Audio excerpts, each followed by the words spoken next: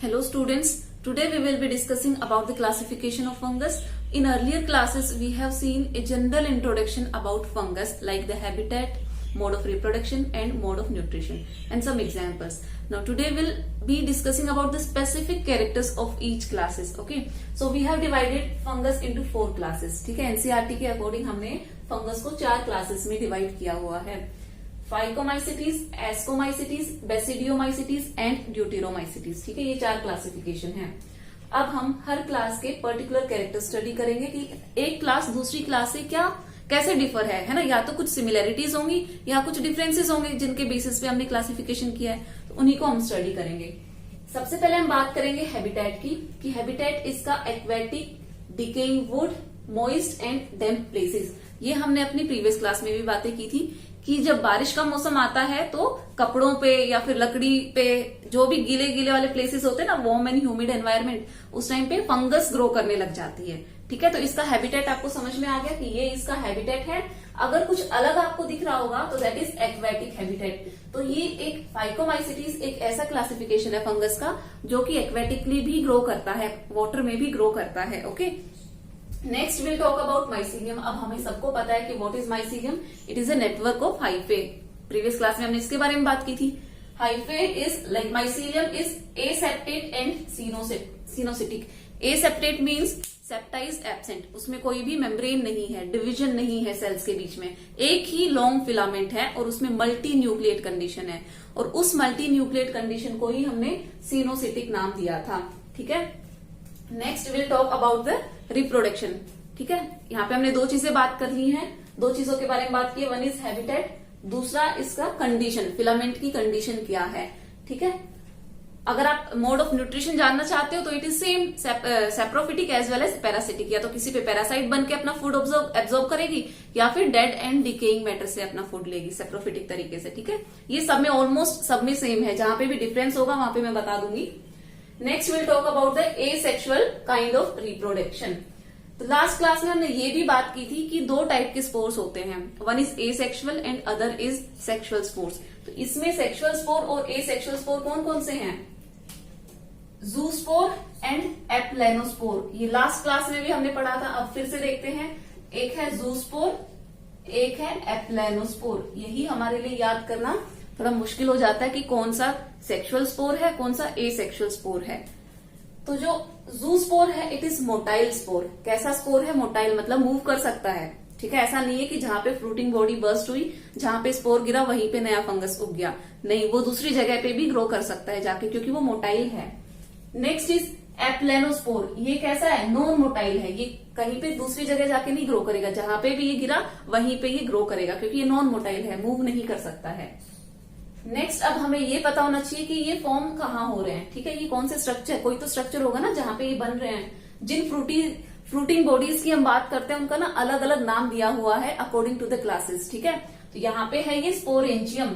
ठीक है, एक वर्ड और यूज हुआ है एंडोजीनसली. मतलब these zoospore and aplanospores they are produced endogenously in the sporangium. मतलब एक स्ट्रक्चर है स्पोरेंजियम, उसके अंदर स्पोर्स बन रहे हैं. एंडोजीनसली मतलब अंदर.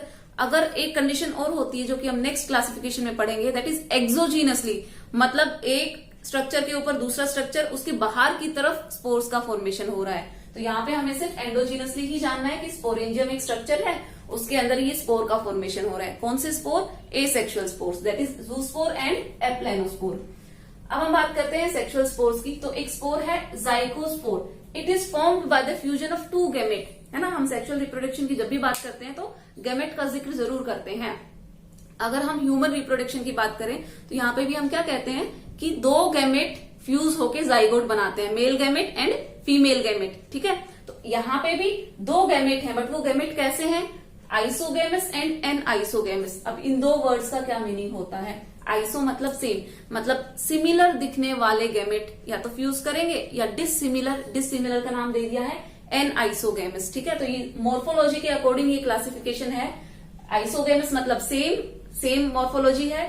एन आइसोगेमस मतलब दोनों अलग अलग दिखते हैं, साइज में डिफर कर सकते हैं. ठीक है, अलग अलग दिखने का मतलब क्या है? उन दोनों का साइज अलग हो सकता है, मोटाइल नॉन मोटाइल हो सकते हैं. ठीक है, इस चीज को समझने के लिए मैंने जनरल इंट्रोडक्शन में एक चीज बताई थी, उसको एक बार फिर से समझ लें कि ये स्पोर कैसे बनते हैं, ठीक है, कैसे फंगस कैसे ग्रो होगी इन स्पोर से।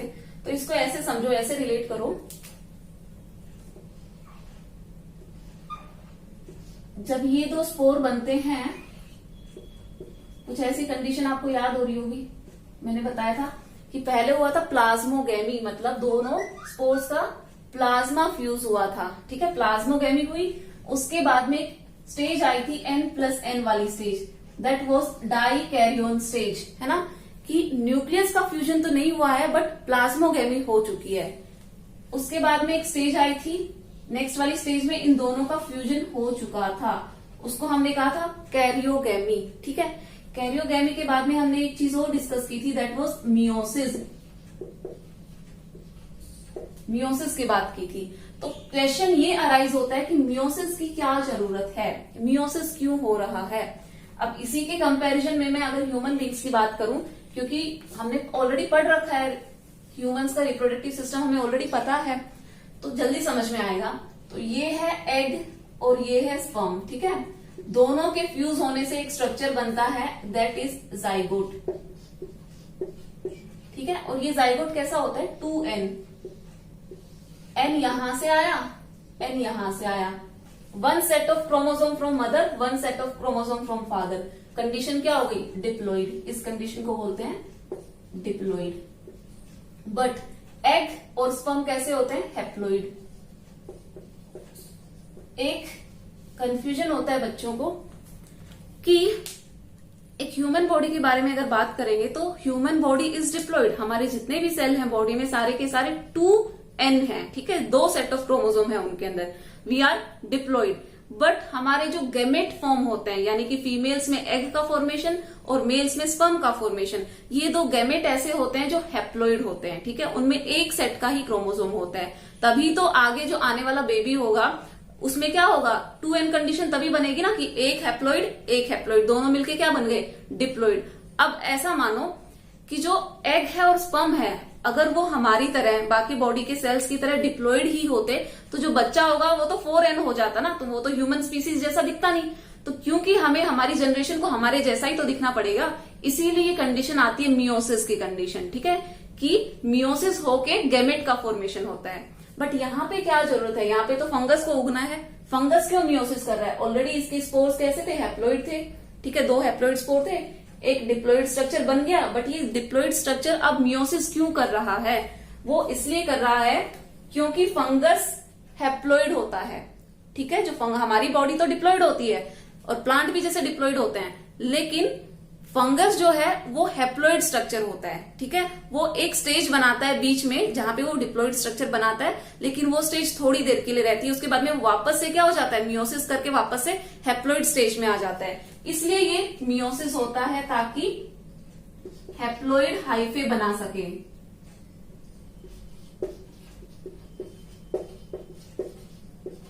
ठीक है, जो हाइफे होते हैं ना, उसके बाद में जो माइसीलियम होता है फंगस का, वो कैसा होता है, हैप्लॉइड होता है, डिप्लॉइड नहीं होता है।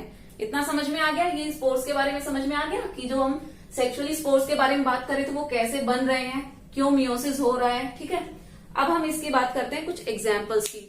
देखो, क्लासिफिकेशन में सबसे ज्यादा इंपॉर्टेंट है एग्जाम्पल्स, हमें एग्जाम्पल याद होने चाहिए कि कौन सा एग्जाम्पल कौन सी क्लास से बिलोंग करता है। तो फाइकोमाइसिटीज में हम 3 एग्जाम्पल देखेंगे। एक आपको स्क्रीन पे दिखाई दे रहा होगा, दैट इज म्यूकर, है ना, सबसे पहला देखो कितना सुंदर दिख रहा है, इट इज म्यूकर। अब देखो राइजोपस, ब्रेड मोल्ड सबने देखा है, जो ब्रेड खराब हो जाती है उसपे फंगस उग जाती है, उसी को हम बोलते हैं राइजोपस। तो यहाँ पे कंफ्यूजन हो जाता है कि what is Rhizopus and what is bread mould, जबकि दोनों के दोनों सेम ही हैं, ठीक है। अब नेक्स्ट देखो, एक और देखो, इससे पहले हमने क्या बात की थी कि ये सैप्रोफिटिक है और पैरासिटिक भी है। तो ये जो दोनों थे, ये तो चलो सैप्रोफिटिक का एग्जाम्पल आप समझ लो, है ना, कि ब्रेड में से अपना न्यूट्रिशन एब्जॉर्ब कर रहे थे। अब हम स्टडी करते हैं पैरासिटिक का example, that is Albugo. Albugo का स्ट्रक्चर देखो, डायग्राम आपको दिखाई दे रहा होगा कि कैसा है ये। मस्टर्ड के ऊपर इन्फेक्शन करता है, मतलब जो मस्टर्ड है जिसको कि हम बोलते हैं, क्या बोलते हैं, सरसों, है ना, तो सरसों की लीफ पे देखो ये कैसे इन्फेक्शन कर रहा है, मतलब कि ये पैरासिटिक ऑन प्लांट है। क्या, एल ब्यूगो। तो ये तीनों चीजें आपको पता होनी चाहिए कि म्यूकर, राइजोपस एंड एल ब्यूगो, ये तीनों किसके एग्जाम्पल्स हैं? ये तीनों एग्जाम्पल है फाइकोमाइसिटीज के। यहाँ पे हमारी ये वाली क्लास कंप्लीट होती है। अब नेक्स्ट क्लास हम डिस्कस करेंगे दैट इज एस्कोमाइसिटीज। अब देखेंगे कि वो कैसे डिफरेंट है फाइकोमाइसिटीज से, ठीक है।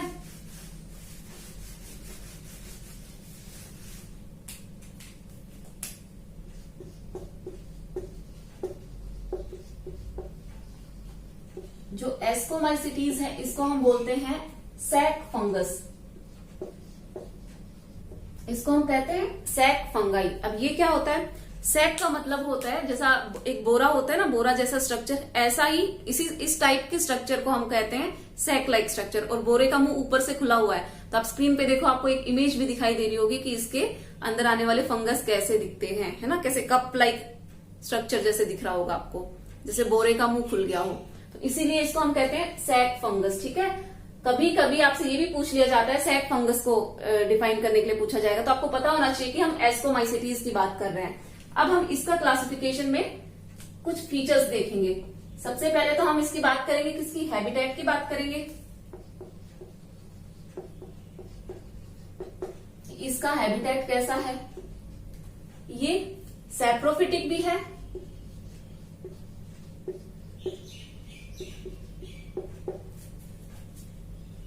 पैरासिटिक भी है,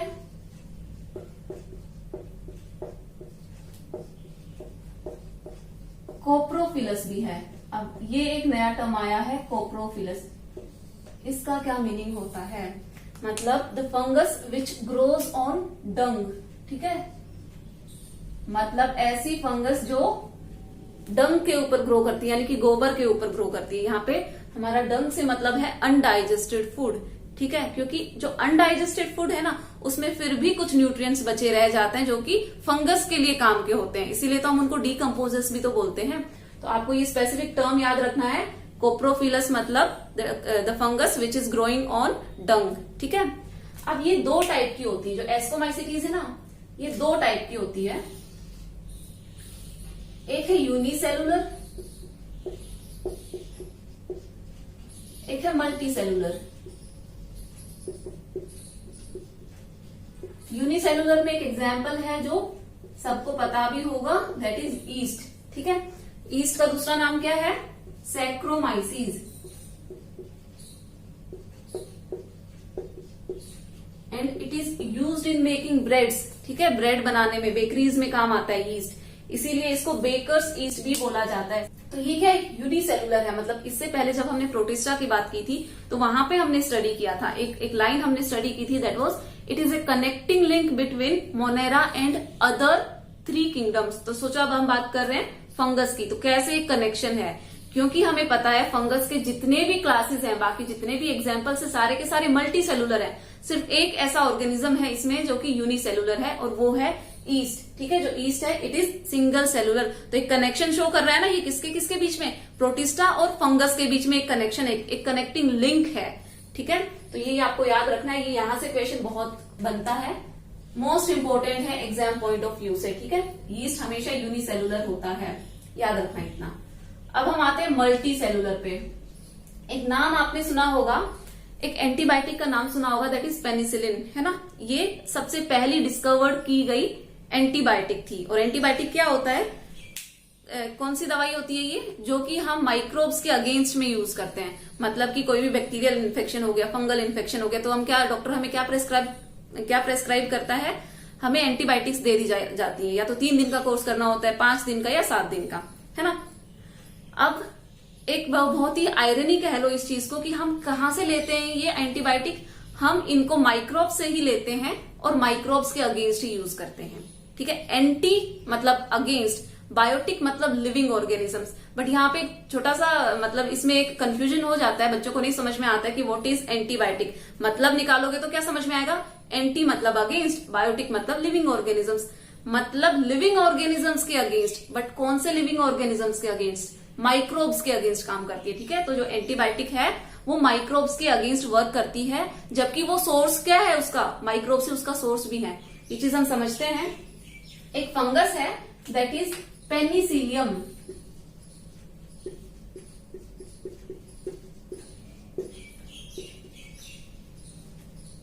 पेनिसिलियम नोटेटम, ठीक है, ये एक फंगस है और यहां से हम एक एंटीबायोटिक एक्सट्रैक्ट करते हैं, आइसोलेट करते हैं, दैट इज पेनिसिलिन।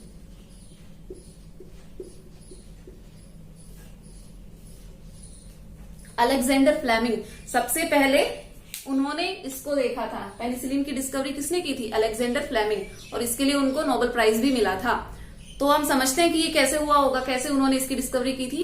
एक्चुअली वो बैक्टीरिया पे काम कर रहे थे, ठीक है, स्टेफाइलोकोकस बैक्टीरिया पे काम कर रहे थे, और उन्होंने देखा जो जिस उसमें वो काम कर रहे थे ना, उसमें फंगस की ग्रोथ हो गई थी।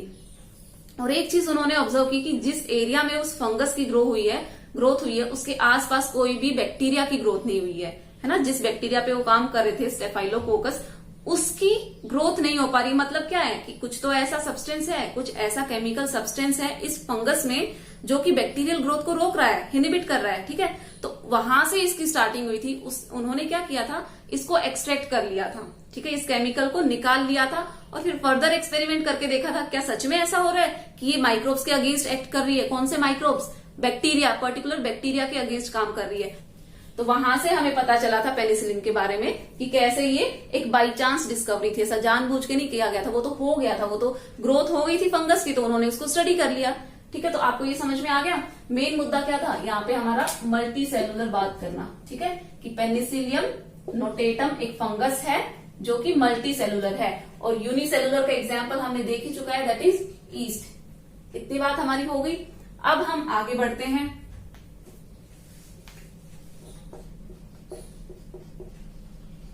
ठीक है, इसका ए सेक्सुअल स्पोर होता है कोनिडिया। आपने पहले भी नाम सुना होगा, conidia. It is produced in conidiophore, और ये एक्सोजीनसली ग्रो करता है।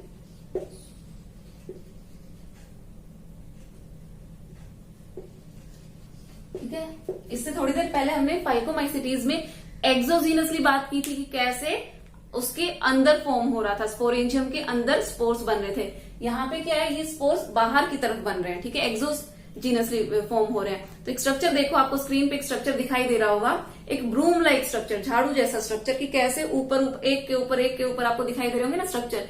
ये सब के सब क्या है, ये कोनिडिया है, ठीक है, इनके अंदर कोनिडिया है, और कोनिडियोफोर पे इनका फॉर्मेशन हो रहा है, ठीक है। अब हम बात करते हैं सेक्सुअल स्पोर की।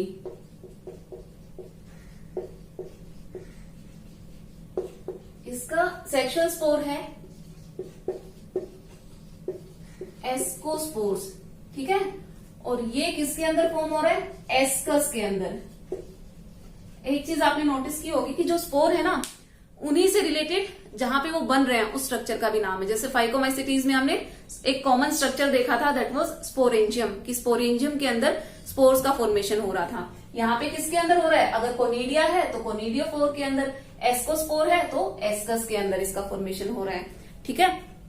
अब सेम प्रोसेस है, अगर आप आगे की अगर हम बात करेंगे ना ये स्पोर्स के बारे में, सेक्सुअल स्पोर्स के बारे में, तो सेम प्रोसेस रिपीट होगी, दैट वाज प्लाज्मोगेमी होगी, डाइकैरियोटिक फेज आएगा, उसके बाद में कैरियोटिक फेज आएगा, उसके बाद में मियोसिस होगा, और वापस से एक हैप्लॉइड फंगस या फिलामेंट ग्रो कर जाएगा, ठीक है। ये सेम है, आगे की स्टोरी पूरी सेम है।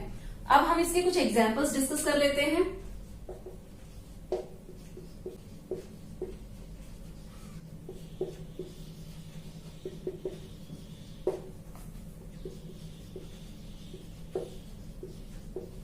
ये इसके एग्जांपल्स हैं, Aspergillus, क्लेविसेर and Neurospora.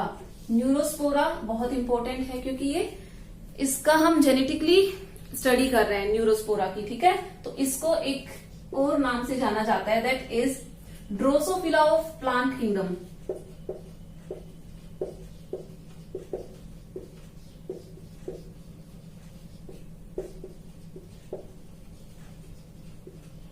Genetic study करने के लिए हम ड्रोसोफिला का यूज करते हैं, ठीक है। एनिमल्स की अगर हम बात करें तो हम ड्रोसोफिला का यूज करते हैं। तो ऐसे ही न्यूरोस्पोरा उतना ही इंपॉर्टेंट है जितना कि ड्रोसोफिला, तो इसीलिए न्यूरोस्पोरा को हमने ड्रोसोफिला ऑफ प्लांट किंगडम बोला है।